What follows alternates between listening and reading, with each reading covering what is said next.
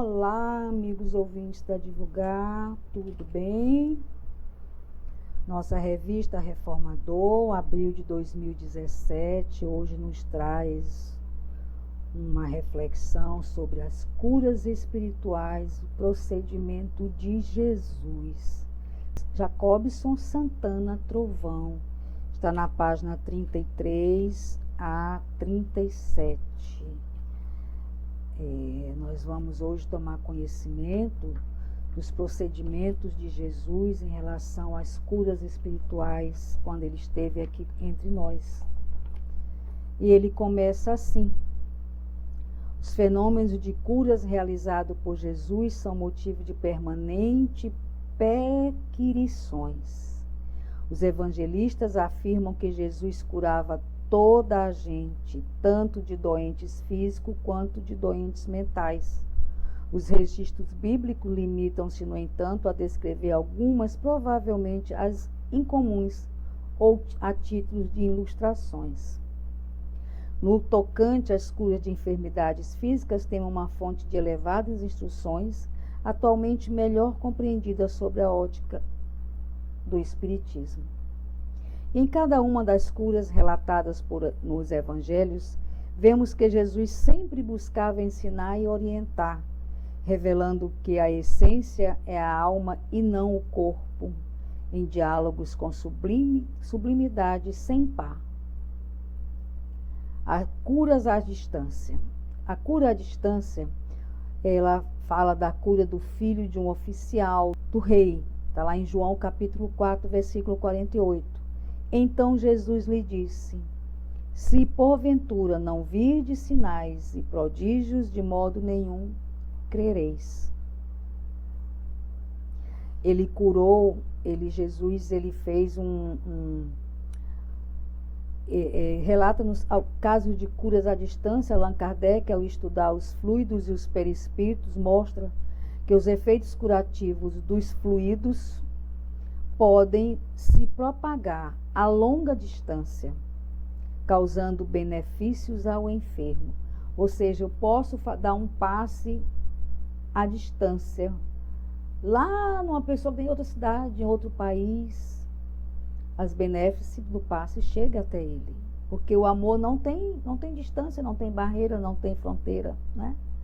Então ele fala isso, né? Os efeitos curativos dos fluidos podem se propagar a longa distância, causando benefícios ao enfermo. Adita-se a isso a ação dos bons espíritos encarregados de manipular a energia saneadora. Jesus enfrentou a incredulidade, curou de longe seus beneficiados e aproveitou para estimular a fé. E aí veio a cura que eu falei há pouco, a cura do filho de um oficial do rei. Jesus lhe disse: se porventura não virdes sinais e prodígios, de modo nenhum crereis. Ou seja, feliz daquele que não viu e creio, né? E a observação de Jesus se justifica porque o Pai insiste com Jesus para que ele fosse a presença do filho enfermo. Ele não precisou chegar até lá, né? Jesus não vai, mas cura. A cura se processa. E a lição é clara: o fenômeno ostensivo é secundário, trazendo no cotidiano da casa espírita, firma o dever espírita de orientar e não somente visa curar. A predilação doutrina, que normalmente se sucede ao passe, deve-se segura, esclarecedora, capaz de levar à sublimação moral, renovando a mente do adepto. Sem isso, fica a responsabilidade de manter o indivíduo na ilusão, viciando-lhe o entendimento e afastando da fé raciocinada. A cura do criado de um centurião, está lá em Mateus capítulo 8, versículo 13. Lucas capítulo 7, versículo 8. Então disse Jesus ao centurião: vai-te e seja feito conforme a tua fé. Naquela mesma hora, o servo foi curado. O interesse evidencia a condição espiritual elevada do centurião e pelo amor demonstrado a sua possibilidade intercessora. A cura de catalepsia.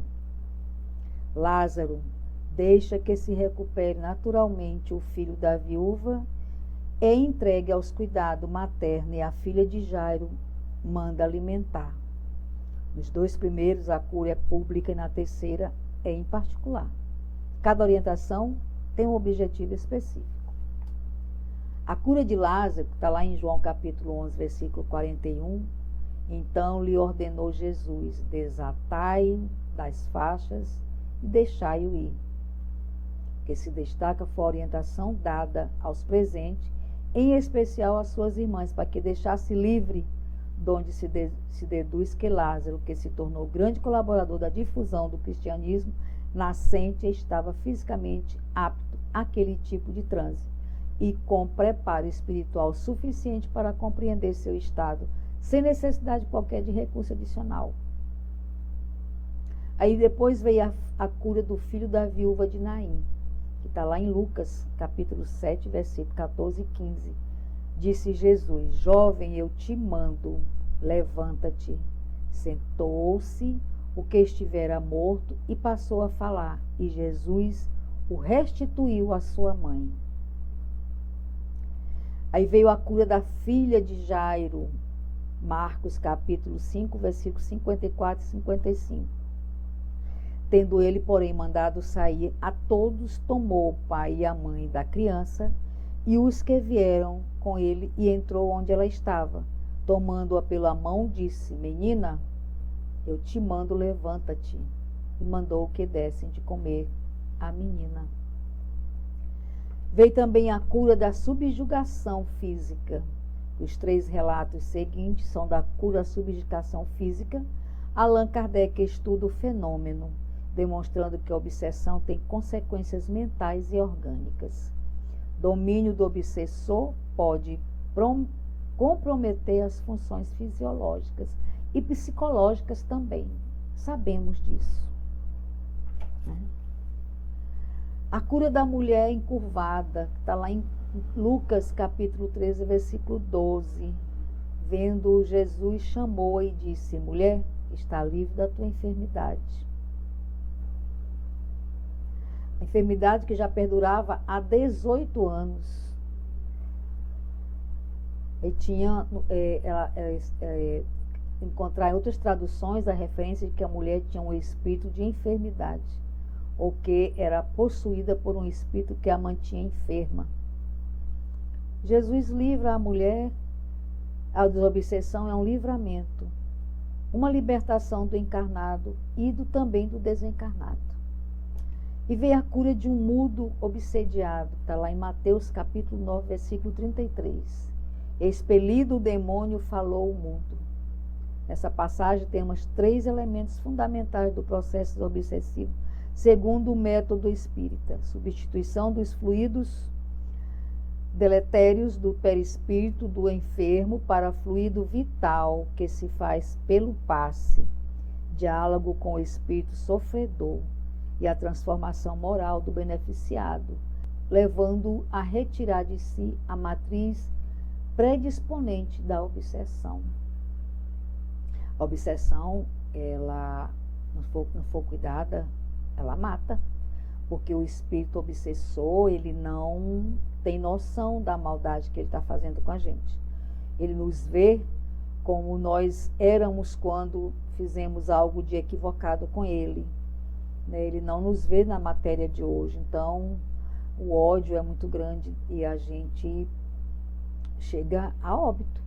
Se não se cuidar, se não cuidar do obsessor, se não cuidar do obsediado, o obsediado chega a óbito, que é o que o obsessor quer, matar.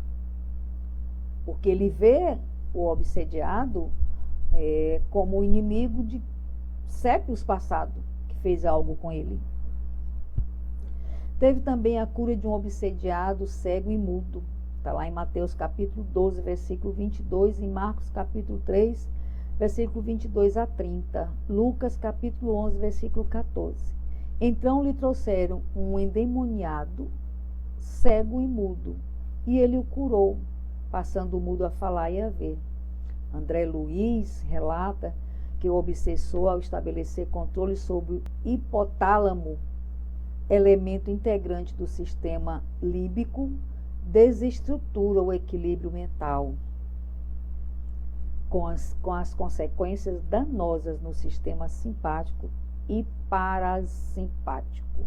Gente, muito cuidado com o que a gente fala, com o que a gente pensa, para que a gente não chame a atenção de irmãos que ainda estão desencarnados e que ainda não foram tratados espiritualmente, que acham que estão vivos e que acham que nós somos inimigos e que nos persegue, nos vendo como nós éramos em outras e outras vidas.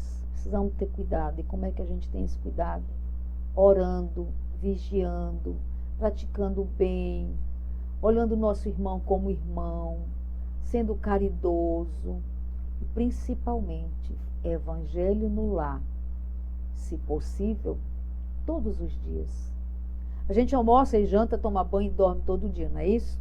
Então vamos botar mais um item nessa rotina e fazer o evangelho no lar todos os dias. E veio a cura com o uso de recursos orgânicos e minerais, saliva e terra. Nos tempos bíblicos, a saliva era tida como curativa. Quem não lembra de uma história, de uma passagem da vida de Chico Xavier, que a madrasta dele fez ele lamber a ferida do filho dela, todos os dias na mesma hora, e a ferida se curou? E Chico fez isso? Pois é, a saliva e a terra antigamente era tratada como curativa. Sem adentrar nessa possibilidade, o ato de Jesus em utilizá-la, bem como a terra, mostra que os recursos da natureza hoje presentes nos medicamentos devem fazer parte dos procedimentos que visam a recuperação da saúde, não podendo ser dispensado o médico. O Espiritismo, ele nunca dispensa o médico. Nunca, em hipótese alguma. Os trabalhos, os tratamentos são paralelos. Você faz o tratamento espiritual e você faz o tratamento da matéria com o médico. Essa é a orientação dos espíritas.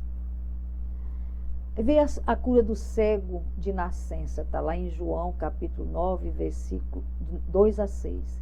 E os seus discípulos perguntaram: Mestre, quem pecou, este ou seus pais, para que ele nascesse cego?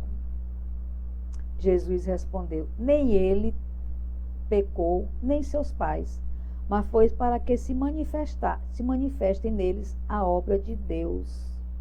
Dito isso, cuspiu na terra e, tendo feito lodo com a saliva, aplicou nos olhos do cego. Jesus revela a ocorrência da enfermidade como prova e não expiação, em benefício do progresso espiritual do doente. Ou seja, a doença não decorre necessariamente de erros do passado. Isso é um alento. A gente sempre fala isso, não é verdade? Ah, eu estou passando por isso, eu devo ter sido isso e isso em vidas passadas. A gente costuma falar essas besteiras de vez em quando. A cura de um surdo e gago. Está lá em Marcos, capítulo 7, versículo 33 a 36. Jesus, tirando-o da multidão à parte, pôs-lhe os dedos nos ouvidos e lhe tocou a língua com saliva. Depois, erguendo os olhos para o céu, suspirou e disse: Efatá, que quer dizer abre-te. Mas lhes ordenou que a ninguém dissessem. Essa descrição é uma das mais complexas. Foram 4 procedimentos: buscar um local de maior recolhimento, o toque, a prece e o recurso orgânico. O evangelista, ao descrever o suspiro, destaca o aprofundamento da sintonia de Jesus. E a cura dos hanseníase, que é a lepra, era dita como mácula ou impureza. A cura de um leproso está lá em Mateus capítulo 8, versículo 4, Marcos e Lucas, Disse-lhe então Jesus: olha, não o digas a ninguém, mas vai, mostra-te ao sacerdote e fazer a oferta que Moisés ordenou para servir de testemunho ao povo. Aí veio a cura dos 10 leprosos, está lá em Lucas, capítulo 17, item 14. Ao vê-los, disse Jesus: ide e mostrai-vos aos sacerdotes.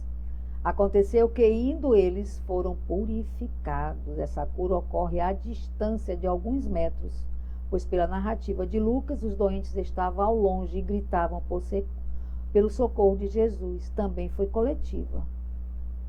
Poucos utilizam o passe coletivo nas reuniões espíritas. O resultado será o mesmo do passe individual. Olha aí, pessoal, quem não gosta de tomar passe coletivo, acha que só o individual é que faz efeito. Está aqui falando Jesus que o resultado é o mesmo que o passe individual. E aí veio a cura de paralisia. Cura de um paralítico, tá? Tanque de Betesda. Está lá em João capítulo 5, versículo 8. Então lhe disse Jesus: levanta-te, toma o teu leito e anda. A orientação de Jesus, nesse caso, tem largo alcance psicológico. Levantar o leito e andar é sair da acomodação ou do ganho secundário da doença. Tem gente que passa o dia inteiro deitada, né? Jesus diz: levanta, põe teu leito no ombro e anda. Ou seja, vai trabalhar, vai buscar as ovelhas, vai disseminar a palavra do Cristo. A cura de um paralítico em Cafarnaum. Vendo-lhe a fé, Jesus disse ao paralítico: tem bom ânimo, filho, estão perdoados os teus pecados. Aí vem a cura de outras enfermidades: febre, hemorragia, idopsia, atrofia, né? A cura da sogra de Pedro. Jesus tomou-a pela mão e a febre deixou, e ela se levantou e passou a servi-lo. Veio a cura de hemorroidas, está lá em Marcos, Mateus e Lucas, e ele lhe disse: filha, a tua fé te salvou, vai em paz e fica livre do teu mal. E veio a cura de um hidrópico, está lá em Lucas capítulo 14, e tomando o curou e o despediu. Jesus tomava a refeição na casa de um fariseu de destaque da sociedade, junto dos convivas, e encontrava o enfermo edemaciado, hidrópico. E o mestre retoma a discussão se era ou não lícito curar num sábado, posicionando-se quando o assunto cura o enfermo. Não foi o caso que colocou o doente diante de Jesus. Fica evidente que o fluido vital é impulsionado pela vontade do médium curador. O passista deve querer, com certeza raciocinada, que o enfermo se cure e orar harmonizando-se para servir o serviço de assistência. Senhores passistas, se faz necessário, quando dá um passe para um irmão, desejar toda a felicidade do mundo e a cura dos seus males. Desejar do fundo do coração, é o que Jesus pede aqui para a gente. E a cura de um homem da mão ressequida, está lá em Mateus e Marcos e Lucas. Então disse ao homem: estende a mão. Estendeu-a e ela ficou sã como a outra. O fenômeno se dá na sinagoga, num sábado. Jesus, respeitando o silêncio do local, pois o sábado servia apenas para jejum e orações, disse apenas: estende a mão, e a cura se processa. Não há torpe, nem posição da mão, nem qualquer verbalização. Sabemos pelo Espiritismo que os fluidos caminham ao impulso do pensamento e atingem o perispírito. Segundo André Luiz, os centros de força absorvem o fluido saneante e o disseminam no corpo pelo sangue. Jesus demonstra que é desnecessário qualquer ritual para a aplicação do passe. Que maravilha! E a breve análise conduz a uma reflexão sobre o modo e forma de exercício da mediunidade, da cura no ambiente espírita, bem como sobre a necessidade do estudo com proveito para melhor servir. médium passistas, médium que trabalham nas salas de mediunidade, estudar, se inteirar do assunto, entender o porquê do trabalho mediúnico, o porquê do trabalho do passe, como funciona, a simplicidade que é, não precisa holofotes, não precisa gritos, não precisa nada disso. É tudo com muita tranquilidade, com muita paz, segurando na mão de Jesus, só isso. Tá certo? Muito obrigada pela companhia de todos. Que Deus acompanhe todos durante essa semana. Wanda Barros para divulgar.net. Até a próxima.